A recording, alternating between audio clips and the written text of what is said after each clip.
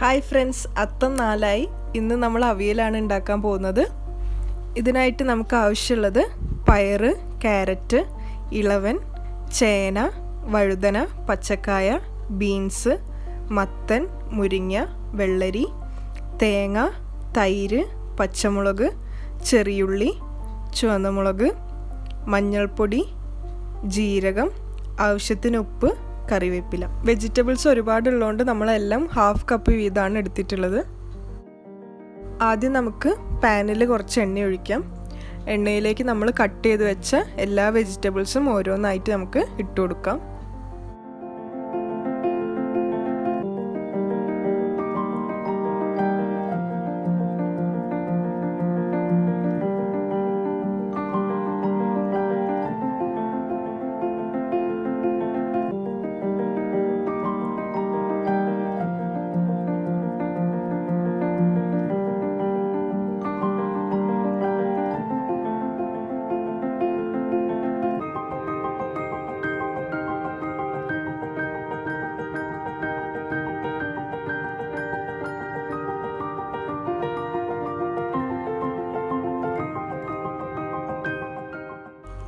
എല്ലാ വെജിറ്റബിൾസും നന്നായിട്ടൊന്ന് മിക്സ് ചെയ്ത് കൊടുക്കാം.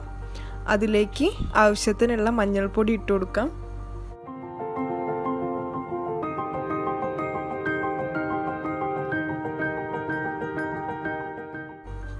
ഇനി ഉപ്പ് ചേർത്ത് കൊടുക്കാം. ഉപ്പ് ചേർത്തതിന് ശേഷം നന്നായിട്ട് ഇളക്കിയിട്ട് നമുക്ക് പാന് കവർ ചെയ്ത് വെക്കാം.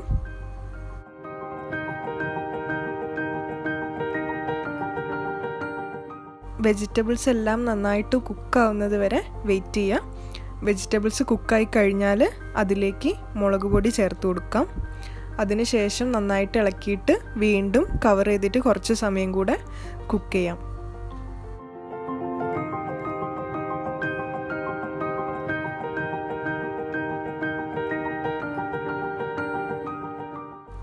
വെജിറ്റബിൾസ് കുക്കാവുന്ന സമയത്ത് നമുക്ക് തേങ്ങയും ജീരകവും ചെറിയുള്ളിയും പച്ചമുളകും കുറച്ച് മഞ്ഞളും കൂടെ ചേർത്തിട്ട് അരച്ചെടുക്കാം.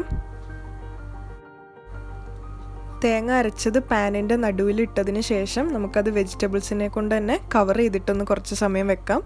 അത് നന്നായിട്ട് അതിൻ്റെ ആ ചൂടിൽ കിടന്നിട്ട് കുക്കാവാൻ വേണ്ടിയിട്ടാണ്.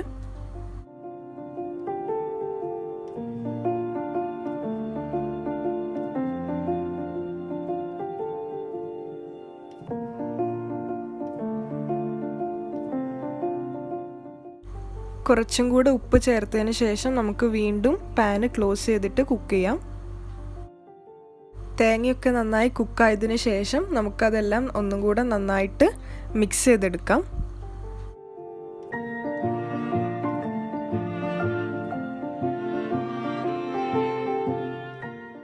ഇനി നമുക്ക് തൈര് ചേർത്ത് കൊടുക്കാം. തൈര് ചേർത്ത് കഴിഞ്ഞ പാടന്നെ ഗ്യാസ് ഓഫ് ചെയ്യാം. അതിനുശേഷം കുറച്ച് കറിവേപ്പില ചേർത്ത് കൊടുക്കാം.